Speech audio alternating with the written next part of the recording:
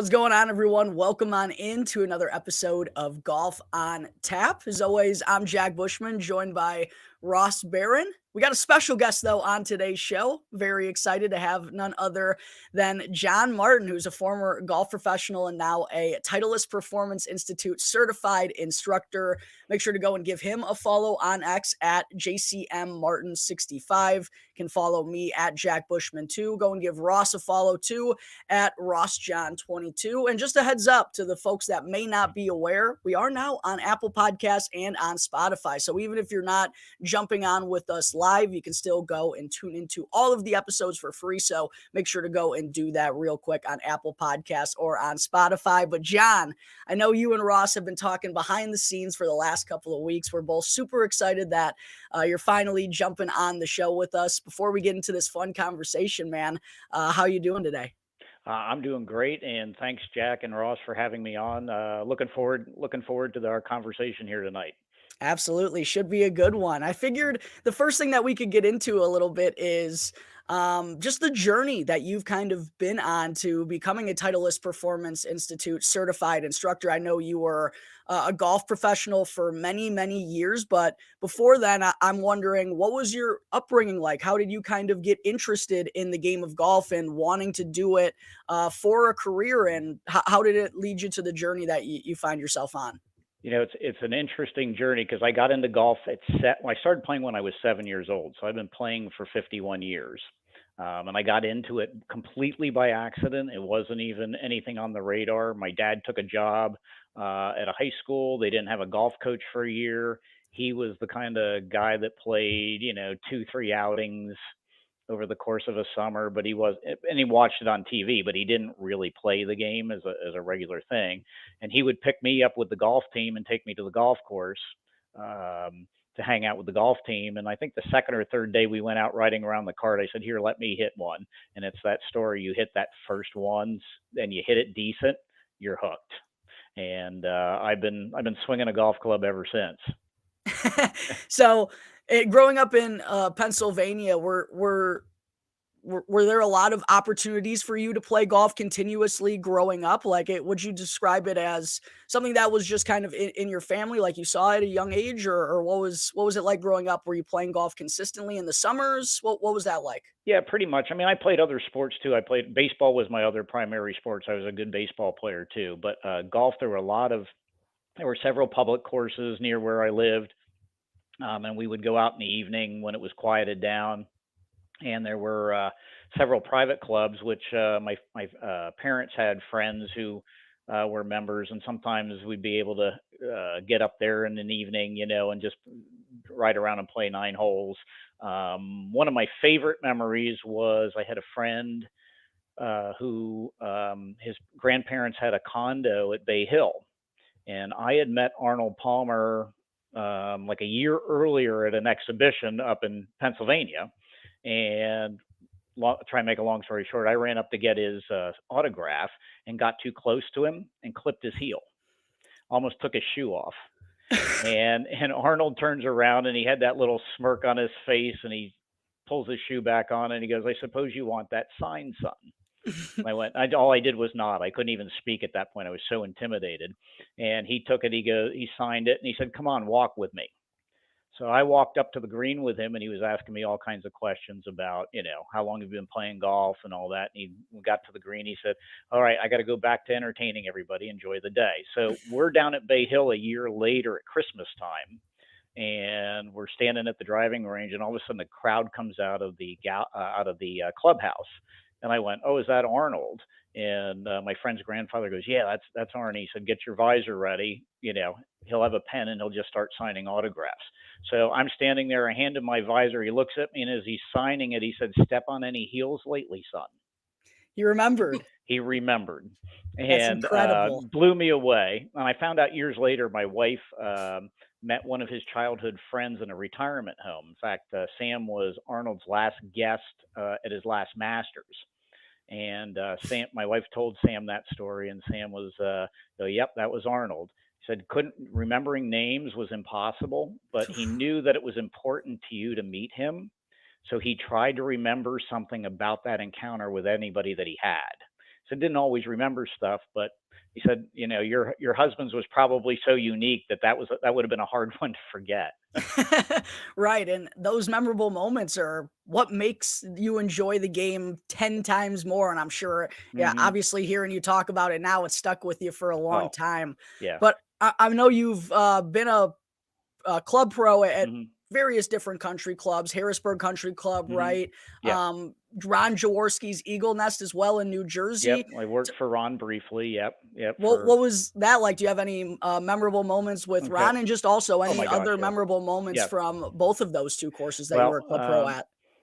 Ron is exactly, so if you've ever seen Ron on ESPN when he does football and whatnot, that's exactly what he's like in person. He's just that kind of goofy, funny, opinionated in a good way kind of guy. Loves the people that work for him. And so, a little quick story about that. I'm also a Giants fan, so I'm working for Ron Jaworski in Eagles country, which wasn't much fun. And he said to me one day, he said, John, come on over to the pro shop. I got somebody I want you to meet. So I walk into his office and I couldn't see the guy sitting. Guy's back was to me as I walk in, and Ron's smiling. He goes, John, my favorite Giants fan. I want you to meet this guy, Joe Pizarchek. Now, you have to go, this is way before your guys' time, but the Miracle of the Meadowlands is a famous thing, and all the Giants Eagles fans know it. And it was a fumble at the end of the game. Herm Edwards scoop score. Eagles win. Eagles go to the playoffs. Giants go home. Well, the quarterback was Joe Pizarchek, and back then they didn't take a knee. They did run plays through the end of the game. And Pizarchik just looks at me, and goes, "Go ahead and get it over with." And I'm like, "Joe, why didn't you take a knee?" And he's like, "We didn't do it then." I said, I know, but everybody says that to him, So um, no, Ron was great, and I met a lot of the Philadelphia athletes there. I would say my favorite was Charles Barkley. Charles was a great guy, just real genuine. Stood there and signed autographs for people like crazy, and most of the athletes were usually pretty good. You still run into some guys that couldn't be bothered, um, but I need to know. go Did ahead. looking at Sir Charles swing, were Hmm. even you just looking like, oh, that's hopeless? I didn't actually see him swing, so then, um, and I think that hitch came later on after that. But yeah, I actually won $100 bet with him that day too. So because he said, "I bet I can break 50 on this golf course," and the guy that he was playing with said, "No, you can't." He said, "There's no way." And he's going, "Anybody want 100 bet $100?" And his buddy goes, "Yeah." And he looks at me, he goes, "Anybody else want a piece of that action?" And I kind of nodded. So I I'll take walked it. over, and when they got done, I walked up and asked him how it went. And he goes, "I'm never playing this fucking course again," and and peels off $100 bill, and hands it to me. So, I think that's my favorite thing about, like, mhm, when you watch him, because yeah, he loves to play the game, hmm, but that is just so him. Where there's so many clips of, like, him in the pro-ams where he's going to hit like a wedge, and then he hmm, just skulls it or blades it, and you just hear, "You dumb fuck." yeah, yeah, yeah, yeah. And I mean, he treated everybody great. I mean, anybody that came up and asked for an autograph, he'd just smile and sign and talk to them like he was their best friend. So, um, he one of those rare kind of genuine athletes that understood who he is, and uh, wasn't caught up in his own ego. What everybody who in the game of golf, players, media Hmm. members, and stuff, all have great things to say about Yep. Charles Yep. Barkley. I was just a super down to earth guy, so that's Hmm. always great to hear about. Yep. An ambassador for the game of golf, believe Hmm. it or not, as he has turned around his swing over Yep. recent years, which is always good for Charles. But I'm curious, John. Obviously, being involved in the game for so long, it's in a much different place now than it Hmm. was, say, even 10, 20. The further back you go, the more changes that Hmm. have been around. And just being a pro, what were kind of the battles that you had to deal with adapting with the game changing along the years? Well, going back, everybody talks about swing speed and distance now, and getting in the gym and getting stronger so you can hit the ball further. And we've got the rollback. Um, coming. So when I started playing and was playing professional golf, we were still using, the wood head drivers and balata balls. So the game, while players could probably swing at that speed back then, there was you couldn't control the ball. So it was much more of a control game. Um, as technology has changed, obviously, speed now becomes really important. That ball doesn't spin as much. Now we can actually measure how much spins Right. coming off, with the simulators and trackmans and all that. So knowing all that, golfers have now become athletes, as opposed to when you went out, looked out on tour even 20 years ago. You still had the guys with the beer bellies and that were out of shape, and you don't see that hardly at all anymore. And even the guys that are a little bigger, they're in the gym working out consistently. Like I was watching, I think it was Ryan Fox um, doing 400-pound squats, you know, and he hits it a mile, and he doesn't Yep. necessarily look like he's in all that great shape, but he is. So they're definitely athletes now where, you go back into the Nicholas Palmer days, 70s into the 80s, that wasn't the case. Being TPI, we always talk about Tiger changed that. Tiger was the catalyst that changed all of that. Because Tiger was an athlete, could hit it a mile, and he made the game so much different. They're all athletes now, Oh, and the amount of information that you can the feedback that hmm you can get in an instant, it's a completely different yep. world, basically. And like you said, Tiger was really the innovator for getting everyone in the gym, and if you're not doing hmm that stuff now, you're basically a step behind Yeah, yeah. everyone. So, hmm yeah, it's a completely different world. So what would you say is kind of like the biggest focal point you try to teach people, or the biggest tip you try to advise people with nowadays technology and the speed going on? What are you really focusing on when you're trying to help people? Um, it still depends on what people are looking for. I mean, most of the people that come to me for training, they're looking to get stronger and increase their club head speed. So I deal with all kind. My oldest client's 80, and my youngest is 24. And they're both of those on both ends. That's what they're looking for, that extra distance. They want 5, 10 extra yards. And the approach isn't all that different for either one of them. With the older clients, we're going to focus maybe more on strength training because that's the part that needs to be dealt with in order to get some of that speed back. Whereas the younger players, we're going to do a lot more of the speed training with less emphasis a lot of times on the strength training. So it really does depend on from student to student. If we're talking swing, I'm not a one swing guy, so it's trying to match up the student with what they do and making that swing functional where they can make consistent, better contact, get some face control, and just enjoy the game more. What do you see when you're working with your clients? What do you think is the most common thing you see that people are taking for granted? Like just like a little minuscule thing that you're finding, this is could be the slightest change to unlocking Mhm. success in a swing. Um, a lot of times it's usually something really simple. Setup is usually off, or ball position, or the two, or like their alignment. Shoulders may be open or closed, hips may be open or closed, um, and then ball position's the other one. If those two, a lot of times I've found with some of the swing problems you can fix right there. Sometimes it's a physical issue that needs to be addressed, like especially with like my older clients. If you get someone that's having trouble, let's say early extending in the golf swing, they're having trouble with their move, hip rotation and things like that. So I got to get them more into the gym.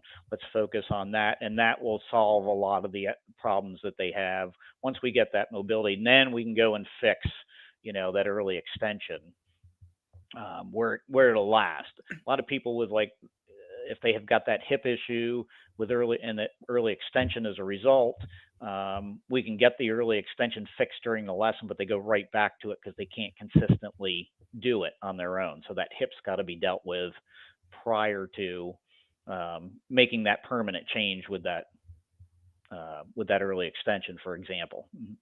And can you talk a little bit about what you're doing today working as a Titleist Performance Institute Hmm. certified instructor? I'm sure there are people out there listening or watching Yeah. this that aren't exactly sure what that entails. Can you kind of take us Hmm. through like a day-to-day in the life and what you're Hmm. kind of working with mostly? Yep. So a lot of times for with the clients that I work with, again, it depends on what age and what exactly they do. So when somebody comes in to see me, first time we'll go through a basic physical assessment. We test a whole bunch of different things. It finds, might have hip, shoulder, wrist. We check all kinds of strength. So they'll do overhead deep squats. They'll do some wrist testing. We'll do some. Funny thing is, like ankle flexion. Most people don't think about their ankles in the golf swing, but those can cause problems. Um, we talk about like John Rahm, for instance. There's a reason his swing is so short, and that's because he was born with a club foot. Yeah. Which a lot of the golf fans know, but they don't realize that that's why they've made his swing so short. It used to be longer, and he was inconsistent, even though he was still one of the top amateurs in the world. And when they put him through testing and realized that ankle doesn't flex well enough. He can't, as strong as he is, he can't go in and do an overhead deep squat. His ankle will not bend enough. So they shorten the swing to make that, because that's to allow that ankle to support that. And there you go. He's, that swing is functional, and it elevated him to where he was a much more consistent player. And then obviously as he got out on tour and into professional golf now with Live, he's arguably one of the top 5 players in the world. Some would say it was a $600 million fix. Well, yeah, yeah. Well, I wasn't gonna go into that right away, but we might ease into the Live stuff a little bit later. So, We'll get there in just a second. oh, I'm sure, We do I'm got a couple sure. more questions though. So what are the favorite things, your favorite things that you do with your job, and what would you say the biggest challenges that you face on a Hmm. day-to-day basis are as well? Yeah, a lot of so my favorite thing is when I see that client when we're going through some speed swings, because I use super speed in my training for that, and seeing them all of a sudden hit that next number that they've been trying to get to for a couple of weeks, and all of a sudden that club head speed just jumped 3-4 miles an hour, and they're consistently able to keep it there. It's not just that once occurrence and then and now it's there, and they're like, I mean, that to me, that's what they're there for. They got it. Now let's see if we can get you a little bit more. I like seeing, especially with the older clients, when we're doing some maybe some heavier lifting, when they get something, when they lift something they didn't even think possible at their age, and all of a sudden they do it, and you see those videos on social media all the time, with the some of the other fitness people. I don't post any of that stuff. There's enough of those guys posting Yeah. that. I'll just share their stuff because I do a lot of the same things. But when you see those 80-year-olds or 70-year-olds doing 200-pound deadlifts, and I've seen that with some of my clients, and they're like blown away that they can do that when they couldn't even lift 50 pounds a year earlier. That's Um, awesome. so that's one of those uplifting me. As far as a challenge, um, and you fight it all the time, and I see it on social media is like, oh, if you increase it's gonna ruin your swing, learning to swing faster. Um, and my answer to that is not if you work at it. Yeah. You can't, and it's if you're like a sprinter that's trying to run faster, you practice trying to run faster. So that and you end up getting body control. So if you're trying to increase your club head speed, you do need to go hit balls at max effort with the driver. You can't worry about where it's going initially, but eventually, as you practice that, you'll start seeing better contact. Things will, the pattern, the shot pattern. You'll start getting a shot pattern to it that's a little more consistent. And usually, if people stick with it, they find out they get more accurate over time, Funny how even that works. swinging at a higher speed. Yeah, but it's getting that mind and body used to being able to do that. What keeps them from doing it is they're not comfortable with it. Yeah. So, mhm. It's hard to do that when you're not comfortable time and Yeah. time again and Yeah. really commit yourself to it, Mhm. right? Yeah.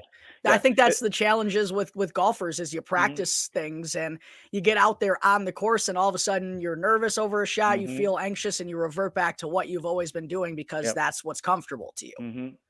Yep. I mean, I That's wouldn't I wouldn't go play in a serious tournament right now because I Right. haven't done it in so long. I wouldn't be comfortable. I know it would. I'd have to work at it and go do it a few times before I felt comfortable again. But that's a whole process too. So as an example, yeah. Yeah, I think I definitely had that last summer. I think I worked Mhm. for weeks on hitting a perfect flop shot from just off the green, and then every time I Mhm. would, and I got it down, but every time I would get on the course and actually get that shot, Yep. I'd sit there and be like, nope, I'm gonna blade this. We're Mhm. not gonna do this right now. Yep. Yep. So John, how often do you still get out there and play and like you're obviously working on other people's swings all the Mhm. time. How much are you able to tinker with your swing and kind of fine tune your game these Yeah, days? I usually it, a good week I'll get out twice a week. Usually it's about once a week I'll get out to play, and I might spend um, 2 hours a week practicing. Now, I mean, my game is not sharp at all. So I tell people that I'm capable of shooting 65 to 85 on any given day. It just That's depends that's which my one it range. is. It Just it just depends on what shows up at the course that particular day.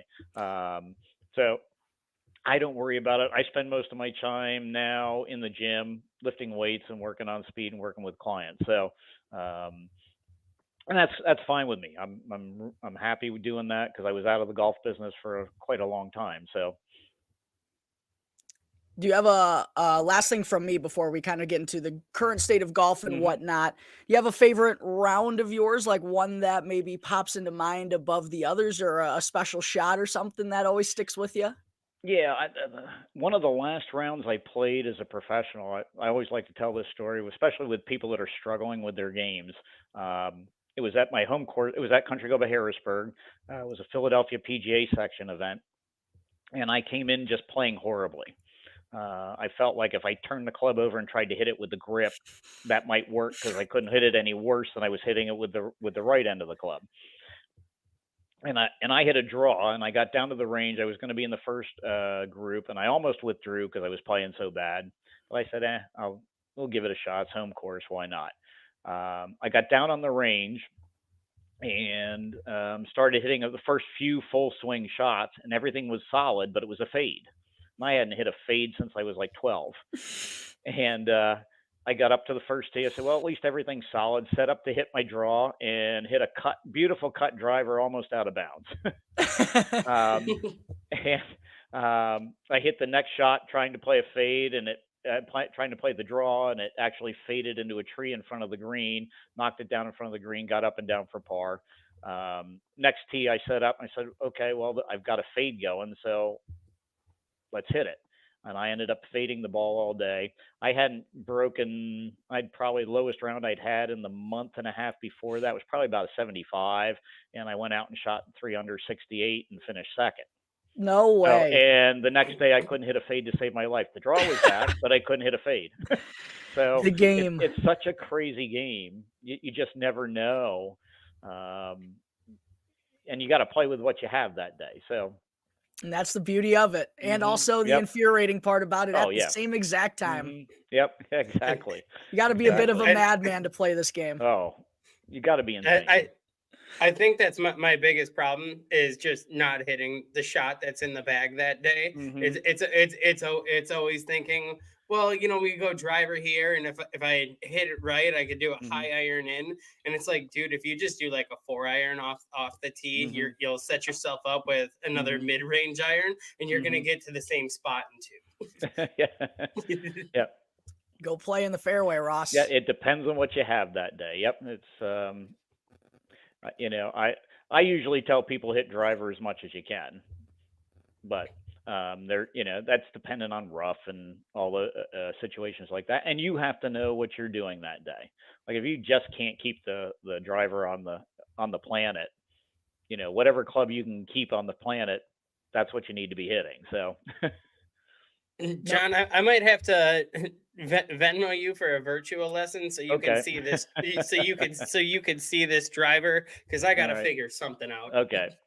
yeah, me and Ross have been in a little bit You, of a tough spot here. The weather hasn't been cooperating right. for either of us all that well. So Hmm. it hasn't been a lot of rain sessions so far to start off Yeah. 2024. Hmm. Unfortunately, I'm a little behind Unfortunately. the eight ball right now.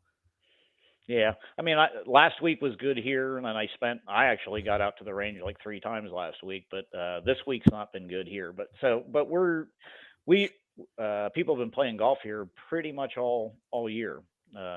We don't get too much snow anymore in this area, so we had a couple snowfalls and that was it. But for the most part, guys are out there playing.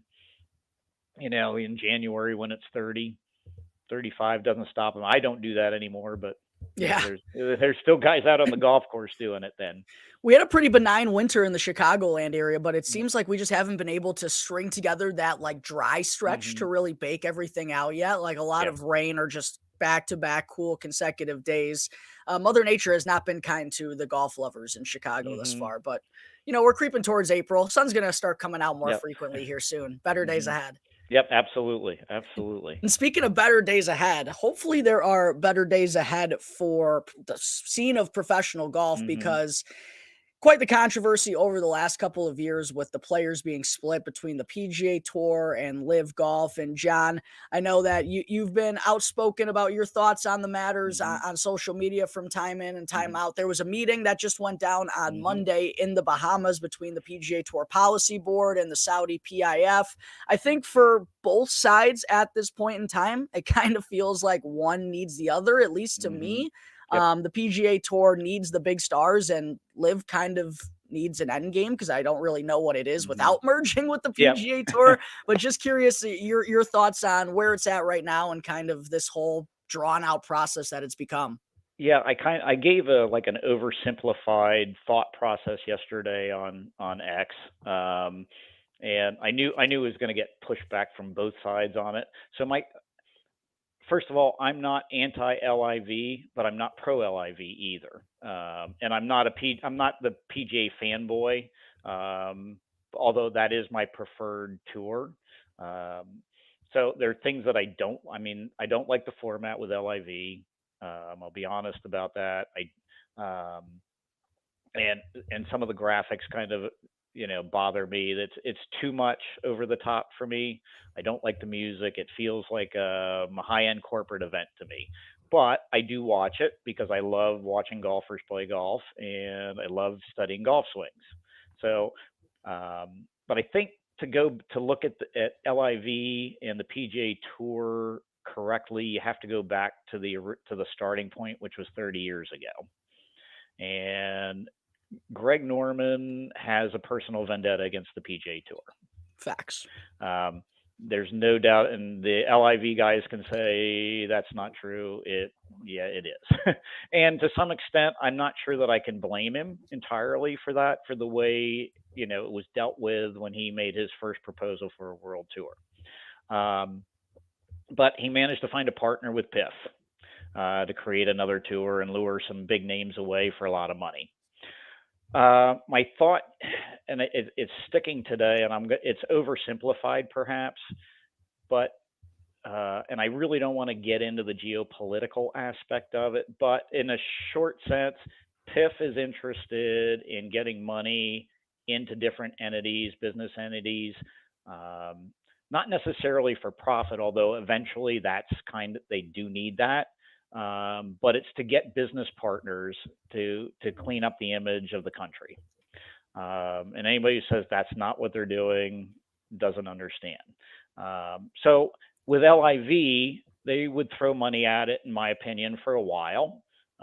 This hasn't changed. I haven't been swayed on this at all. And that at some point, if they weren't starting to generate revenue, they were going to have to do something to come along with the PGA Tour. I think that's where the negotiations started last year that came along. I think Yasser's not a I think he's a pretty smart guy, and I think he could see that we're not getting business partners along. I know they've been kind of Greg's kind of hedged on whether they're actually going to sell equity in the teams, or they're holding off to build equity to make them more valuable.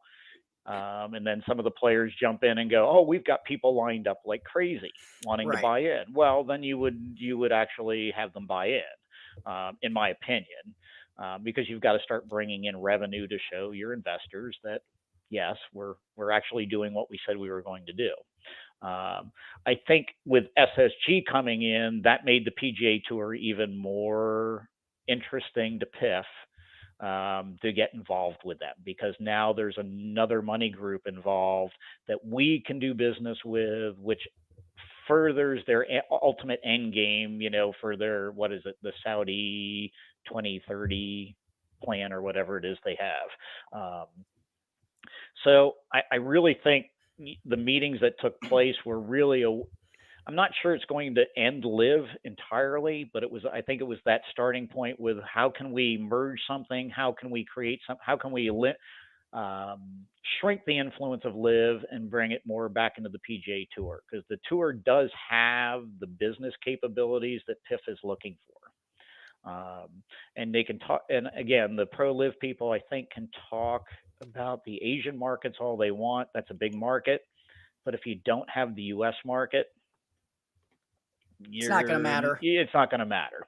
You need the U.S. market, and I know if there's live guys listening right now, they're screaming right now. That's typical U.S. golf fan talk. Well, yeah, but it's a reality. Whether you like it or not, it's a reality. And I definitely agree that the live end game now, other than the PGA Tour, it looks kind of bleak because they're, like you said, they're not getting these investments to sell the teams, or else I agree. I think they would. I think they would be taking in the money already, who would turn down the money and just kind of prolong that and be like, no, we're just going to sit on this for a little bit. That doesn't make any sense. And also, they've come out and they haven't solved the official world golf ranking points issue, and it doesn't even seem like they're caring about that anymore.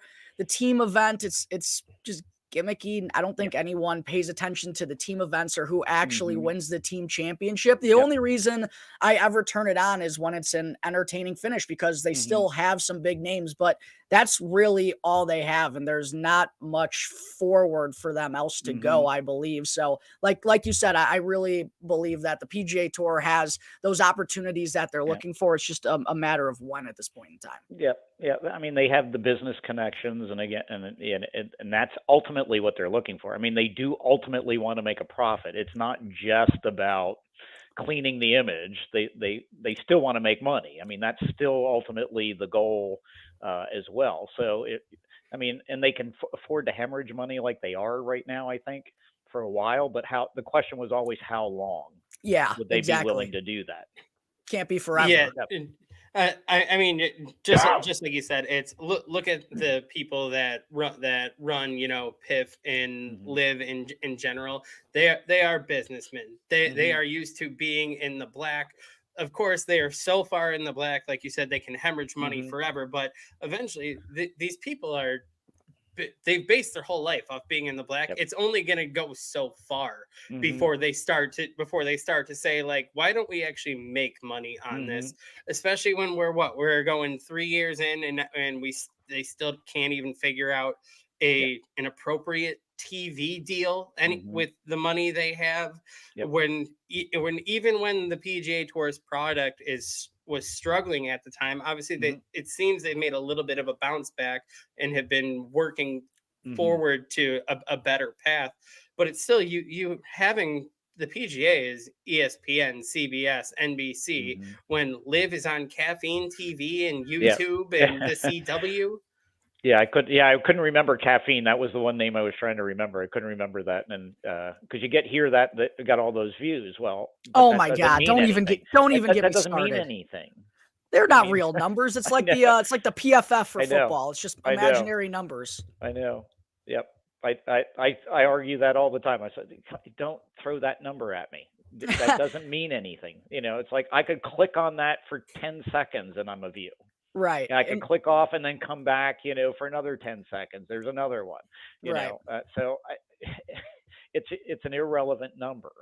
And what's funny Um, too is I tried to actually watch the end of Live Singapore a couple of weeks ago. I happened to be up late on a Saturday night. I'm like, oh, I'll go tune in. It's Joaquin Neiman, Cam Smith, mhm. some good golf. Couldn't find it. Yep. Couldn't watch it if I tried. Yep. Literally, that's kind of Yep. a problem, don't you think? Oh, absolutely. And I watched the Neiman Sergio playoff. I watched the end of that whole event, and it was like both of them looked so disinterested to me in the playoff. It was like ho hum, we got to play a couple more holes. Sergio And didn't even warm up. yeah, Sergio was laying on the grass behind the 18th green with his daughter the entire time, and he looked like he wanted to be anywhere else but there for playing at that moment. So it was kind of a strange end to the whole thing. I thought, especially when you compare it to what happened. Well, it shouldn't compare it to the players, but the excitement that went on with the players and the possible playoff that could have happened, and there was a very different vibe. To the whole thing. And I know that's a weird thing to compare a normal event to a tournament like the players, but it's just a whole different feel to it.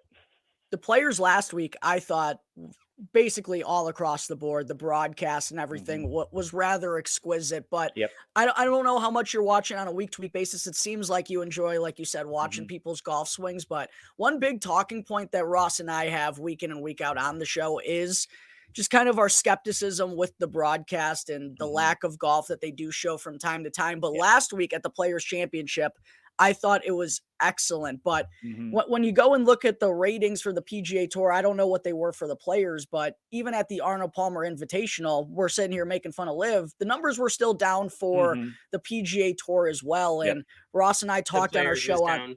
it was down Yeah. The too. players. Yep. Yeah, Hmm. I So think they dropped last year was like 4.1 million. This year they averaged like 3.5. Yep. so it's still Hmm. even down on the PGA Tour. So Yep. clearly there's less eyes on it than there were even a Hmm. year ago. So the PGA Tour is still having their struggles as well. Talk to us about your thoughts on Jay Monahan's handling of this situation and why it's also pretty apparent as to Hmm. why the PGA Tour needs more of its big guns Yep. back. Yep. Well, the only thing I will say that I think Jay Monahan has gotten right was the initial response. Um, I and again, I think that goes back to the history as well. But when you have players who sign an agreement that we're playing your tour, here are the rules, that you sign this agreement on, and then you jump ship to go play another tour and don't expect to get suspended. Well, yeah, you're done. I mean, you already signed that agreement. Um, from that point on, though, boy, he certainly looked like he tried to do everything to make the PGA Tour look like Live Golf. And I kind of thought, no, you're unique, you're different. Be different from them. You do need to change. The broadcasts are a different story, but because some of that has gotten stale and old. Um, the Players Championship was excellent. I do like the happy hour with Smiley, as Agreed. long as it's not overdone. And they didn't overdo it last weekend. I thought it was just perfect the way they did it. As a side, they've been missing that kind of McCord Faraday kind of thing, and having Kisner and Smiley Kaufman there kind of brought some of that vibe back with in their interactions then with the players as they're going through on 17 there was just fantastic. Um, and but back to Monahan, the one thing I'll give Greg Norman is that Greg Norman is charismatic and he is the face of LIV. And if you like him, you're buying his whole story. Um, you should know by now he's not honest, but in my opinion, but he lies through his teeth. But you understand why people are drawn to him, and and he's definitely the face out there. Monahan is terrible in front of a camera. He doesn't like answering questions. Um, and how he still has, I know everybody's said this ad nauseum, how he still has the job that he has is unbelievable to me. I don't know, what he's like in the meetings. I mean, so I'm going to have to guess with the players in those meetings, he's good. I don't have any other way to look at it, but then you listen to players like Xander and some of the others who said, we have no idea what's going on because he won't answer any questions. So there's that, you get that both sides of that. So I'm not a fan of Monahan. I'm not sure even making a deal with PIF is a good idea necessarily.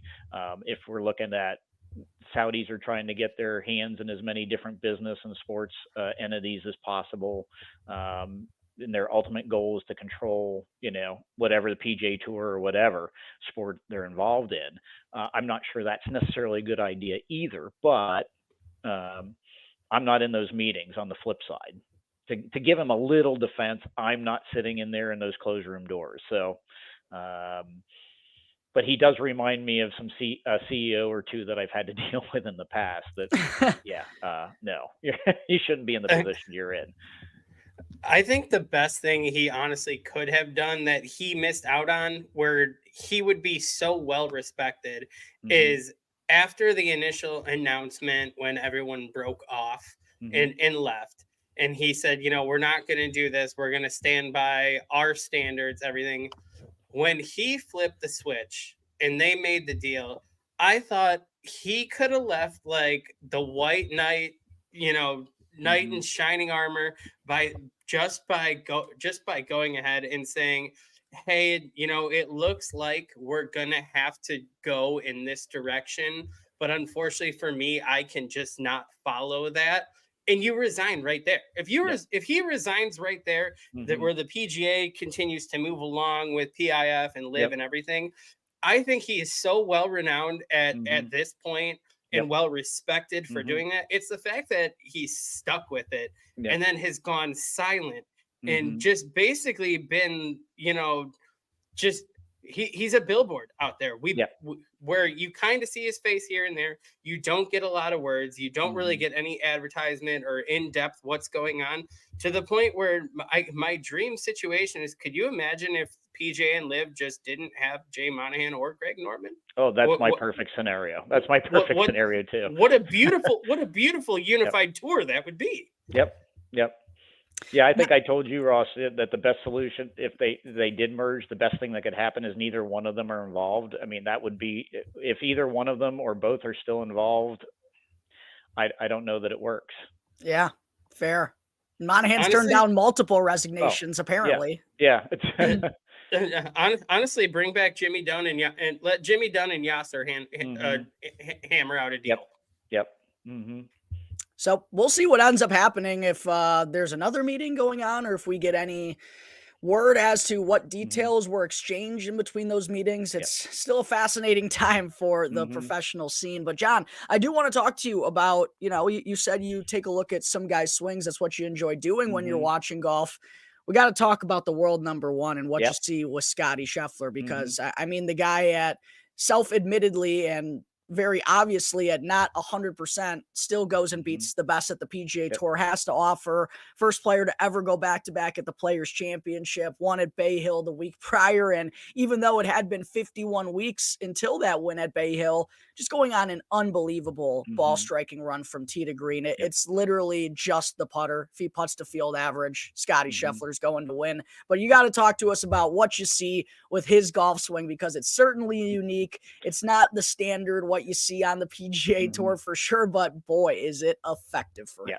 Yep. So the first thing I tell people, when you're looking at Scottie, is that swing your swing. He's the classic example of swing your swing. Now, because everybody looks at the footwork and what happens post-impact with those feet going all over the place. In fact, for which tournament it was, it was all over social media where he almost fell over. I think it was Riv. I think it was.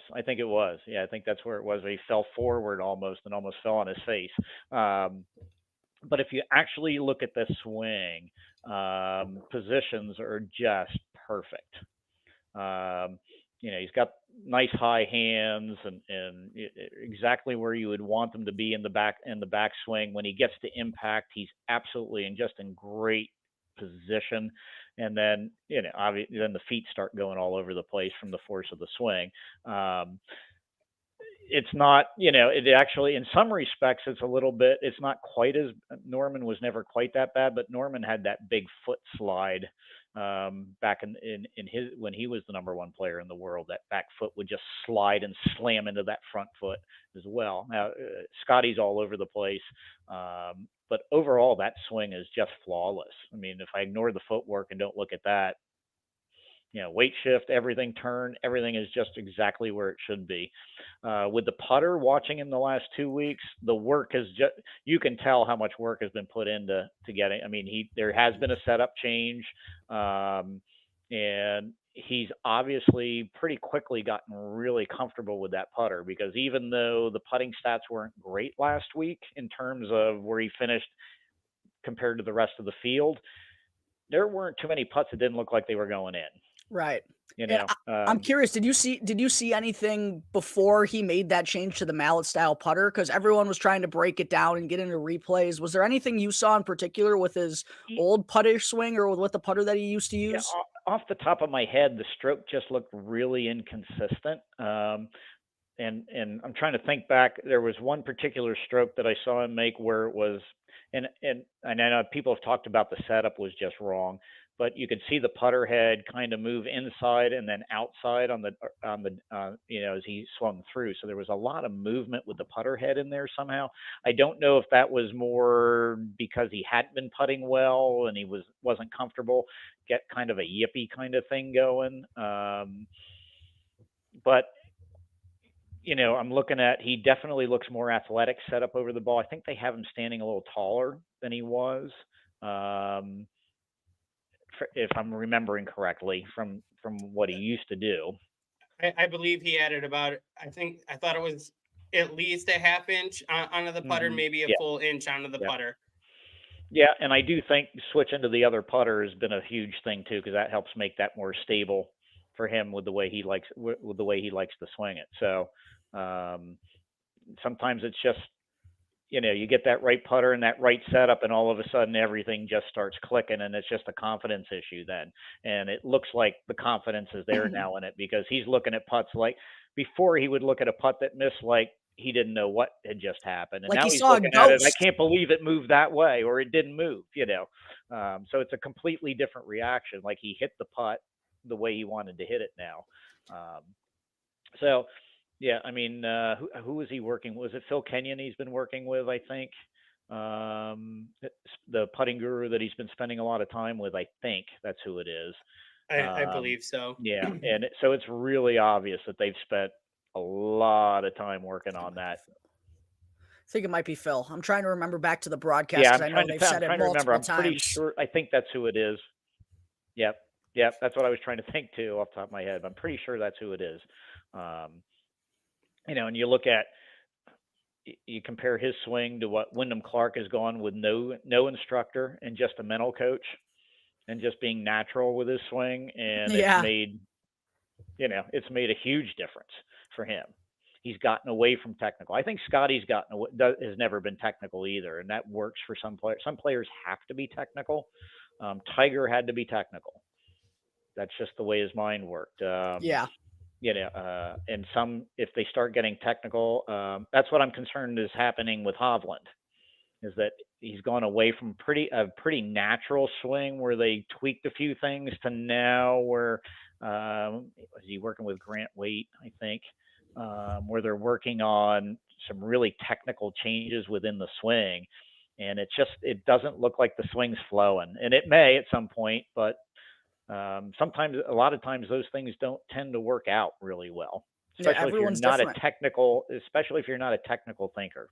Yeah.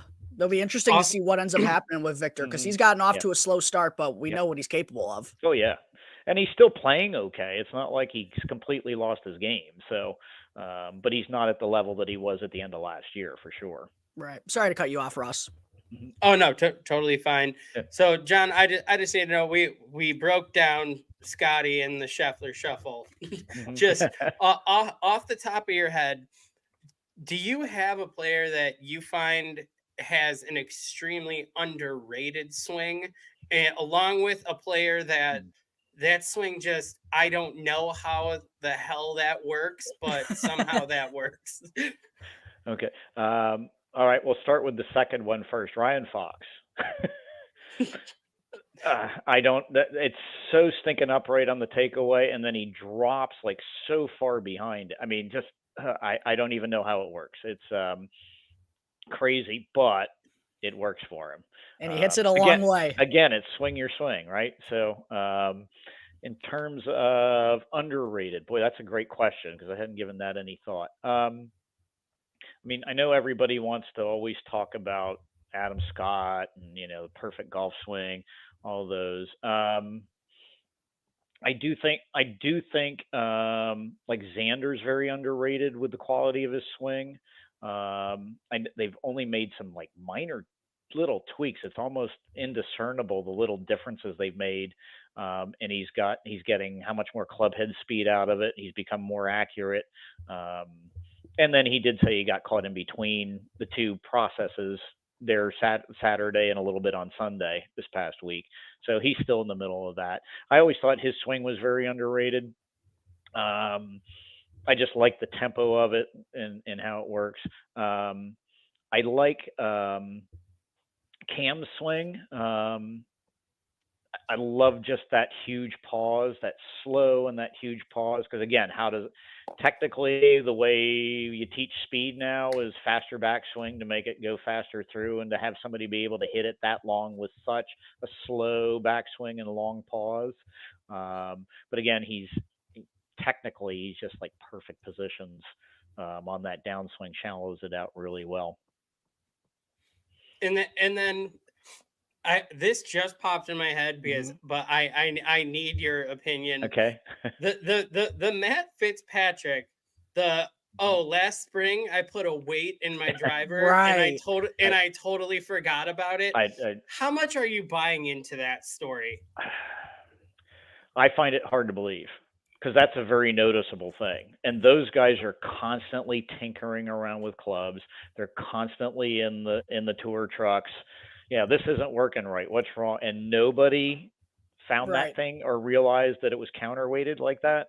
Um, But I don't. I, especially to come from a player like Matt Right. mhm. Fitzpatrick, who literally has a running log of every Yeah. single freaking shot he's taken Yep. since he was 12. Yep. Yep. I have a hard time swallowing that one. I really do, Ross. Yeah. That was weird. I would be more inclined that they had the club weighted incorrectly, that wasn't really what the issue was, that they were struggling trying to find the correct weighting for him with a new driver. That would be more my, and he just used that as a, oh yeah, we've had this counterweight, we use that as the excuse. I was perplexed when I heard him say that, to be honest. Right. Yeah. That caught me by Especially surprise that too. length Yeah. of time. Yeah, yeah, yeah. I mean, again, for speed training, it's a great thing, but you would know immediately when that thing was out of there and when it was in there. When you swing other clubs, you would know it immediately. So, Jo- John, I don't know if you got a thought on this one way or the other, but I'm just curious. There has been a like a reintroduction or even just a lot more of the lab style broomstick putters that we've seen mhm. on the PGA Tour. What do you kind of think about that? Do you think it's something that struggling putters should go to? What are your thoughts? I never liked them. So I tried putting with them when they first came out years ago. I just never, I just really struggled with it. It was such an awkward feel and all that. Um, as far as I'm concerned, as long as it's not anchored, I don't care.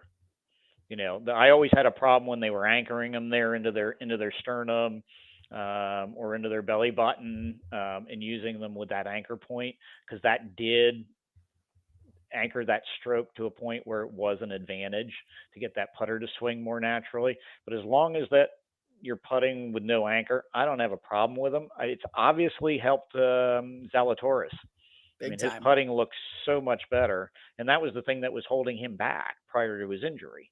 That putting stroke looked horrible prior, prior to that switch. So that for him, it smoothed the stroke out. I don't know that it works for everybody. I'm more inclined if I have somebody that's got putting issues that we're going to work on maybe changing the grip a little bit, getting you maybe low hand, left lead hand low, or doing a little kind of a claw or pencil grip or something just to get that putter to swing more naturally for you. Um, then go to a completely different, go to that broom style putter. And John, last question for me, Ross. I don't know if you've got anything else after this, but we just spoke about Matthew Fitzpatrick, Mhm. obviously with the weighted driver. What are your thoughts about the cross-handed chipping method that he goes to from like 30 to 40 yards that helped him win the US Open Mhm. last summer? Works for him. That's Yeah.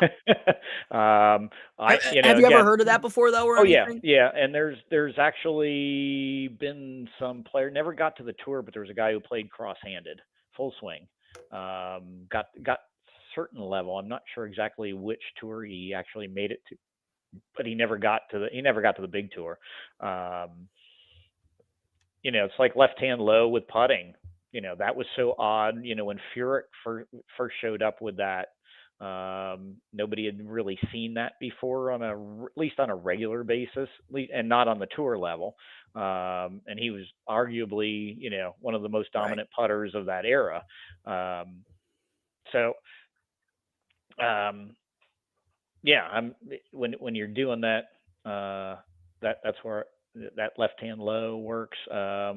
It probably applies the same way with chipping. I've not really tried it because I don't have an issue chipping myself. So, and that would be something I'd go to if I had yips or something like that. That's something I would probably consider trying just because it creates a different feel, and it probably works for him as I'm thinking about it more again along the lines of that left hand low putting stroke, where it creates more of a pull kind of feel with that lead hand through the stroke. Eliminates that wrist breakdown that he might. And I Yeah. don't know if that's something he was struggling with, but it would certainly help eliminate that a little bit. John, I should have just two final quick questions. Sure. So first one, just gotta ask, the certified instructor, Mhm. for an adaptive golfer like me, one of my biggest struggles is on the putting green. I Okay. currently have a weighted mallet putter. What I find trouble with is golfing with one hand. I feel like it's too weighted for me to kind of be able to control the exact swing I want, Okay. and I'm considering going to a blade. Do you think that is a change worth making for my game? I would certainly I would certainly look at it. I mean, if that putter feels too heavy and you can't make the stroke you feel like you should be making with it, um, it's going to be a completely different feel for you going to a blade from that mallet. Let me ask you this question. Do you feel like you should be having a little bit more of an open closed kind of putting stroke or more of a Um, square? Preferably, I like the square. Okay. But I feel like with the weight at the end and having to control with just one Hmm. hand of control, really Right. is my margin of error with the so much weight on the end. My margin of error is so slim Okay. to if I give it a little too much, it's gone. Hmm. To Gotcha. verse, if I give it too little, we're not going to get there. Hmm. Where I've started to play in my head, like, a blade with the less weight, maybe there's some more control, Hmm. and it really comes down to a touch thing in the long run. Okay. Okay. Yeah, I would say that's worth a shot. I mean, um, it sounds to me like you're just having trouble controlling that weight with how long, and you can't control when you come to a longer stroke. You're having trouble controlling as the putter's going through. That feel and that touch. The lighter putter will probably help you out with that. Um, the one thing I would be careful of is sometimes when you go to that, you get maybe a little too much hit at times where you feel like, I'm on. It's not going to go, and you start really accelerating a little too much. Um, that would be my only thing to be careful of with that when you get to that later putter. But it may help you just kind of smooth it out where you don't feel like maybe you've got to um, swing it a little bit for little longer to help control that. Mhm. And then my final question, I don't know if Jack has anything else, but my final question is, in your opinion, obviously, as certified instructor watching golf weekly, Mhm. who is a player that may or may not have already had a shining moment earlier in this year that you see the tools kind of developing where you think we're going to hear their name a lot Oh, more frequently as we move deeper into the okay. season? Well, you guys had talked about him before he won by the name of Jake Knapp. Um, and because I had seen him prior to that as well. And I'm like, oh man, this guy's got just, you know, it looks like he's got, I mean, between tempo, power. I haven't seen too much. I mean, in watching him win, I mean, he putted pretty well. He struggled there the last day a little bit with his game under the pressure, but that happens with everybody, especially in that first situation, especially the first time you're coming down the stretch like that. Um, but he'd been on my radar a little bit prior to that win. I'm trying to think. I really the guy that surprised me that hasn't done we just talked about a little bit is Fitzpatrick. I really expected after he won that U.S. Open um, that was the corner for him that he needed to turn, and he really hasn't turned that corner. He's gone right back kind of to where the level of player that he was before. And I was surprised at that. I really thought because he was a guy I had watched for quite a while and had expected to make that step. And when he finally did at the U.S. Open, I thought, there it is. He's going to be a pretty regular winner, and it hasn't happened. I really don't. Knapp was one that was on my radar. I really don't have. There's so many good guys, so many good ones out there anymore. I was talking with somebody earlier today that the talent gap between the top to the bottom is so much narrower than it was 20, 30, 40 years ago. Which is great, which is fantastic, that, and again, if I were Monahan, that's what I'd be selling Right. like crazy. Yes, we lost some of the top players in the world, but our talent gap is It's so narrow on this tour versus that tour. At any given week, we end up with, we have Austin Eckroat finally emerge because he'd been there for a while and been close. You got Knapp shows up. I was trying to think the guy that won in Puerto Rico, who was kind of a journeyman and finally got his breakthrough. Was it Eric Barnes? Or did he lose? Bryce Garrett. Bryce Garrett beat Bryce Eric Garrett. Barnes. Yep, that's who it was. He'd been around a little while. But again, it shows you that talent gap. And I was also looking because I was writing something, working on a post for later on, talking about this. The guy that whose daughter passed away, who qualified through the Q school. Hayden Springer. Yeah, Hayden Springer. And because I was commenting on the comments Rory made and that Wyndham had made about starting to limit maybe more limited fields and cut tour down to 100 cards, which really ticked me off. And so I was kind of looking at the Hayden Springer story to see what he had done, and he's actually sitting pretty good, but he's only played in 4 events. And here's a guy who qualified has his card, but he's struggling to just get into events, and you want to make it even harder for somebody with that kind of talent because did he finish second in Puerto Rico, or he was top 5 at least in Puerto Rico? So he was in contention there, and he's only missed 1 cut out of the 4 tournaments that he's played in. So he's sitting okay right now for that limited number of events. So it just shows that talent gap has so much shrunk that here's a guy who's struggling just to get in events to keep his card, and yet he's contending and he's making cuts in the few chances that he gets. So that's my big thing. I'd like to keep those fields bigger, and there's just so many good players now. It's not like I played mini tours in Florida years ago for about a year, and a lot of the guys, the mini tours had kind of shrunk at that point because the Corn Ferry Tour was the Hogan Tour back then, and it was maybe 5 years old at most at that time. So the college players who used to go play the mini tours to get ready to qualify for the tour were now on the Hogan Tour. So, but even then, the gap when you got to the mini tours, the talent level that was there was just, how is this guy not on tour? And just can't get the break that he needs to get there. And those guys started talking about, oh, let's limit that, you know, let's make it this number. And I'm like, no, it's already hard enough. We don't want to make it harder. And then we don't have the naps and we don't have the ecroats and those kinds of stories that show up every now and then because those guys are there. And they just need that one, they just need that week and that opportunity to show what they can do. Completely agree. Yep. Completely agree. And you can't ruin those opportunities or else we Yeah. won't get some of the greatest stories in golf. And No, then at that no. point, what are we doing? Yep. Yep. Yep. And we wouldn't have had Eric Cole last year. Exactly. You know, who's another great story, son of two famous golfers who struggled on mini tours for years and years and finally gets his shot on tour and he goes out and wins, so, and is playing okay this year. He's another guy I would watch out for to win too, because his swing's so good and he can putt.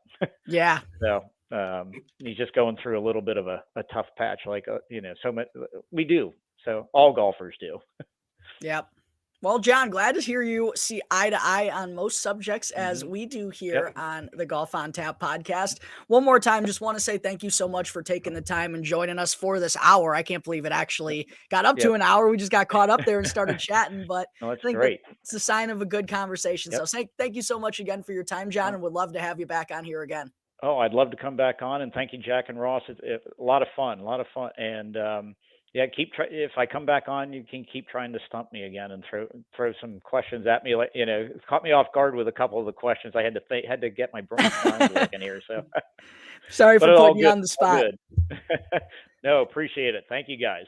And thank you to everyone for tuning into this special episode of Golf on Tap. Once again, we're now on Apple Podcasts and on Spotify. You can go and give us a follow there, 100% free to get all caught up on all of the latest episodes. Make sure to go and follow John on X as well at JCMMartin65 and follow the show at On Tap Golf. Until next week, everyone, crack 'em, lock 'em. We'll see you next time.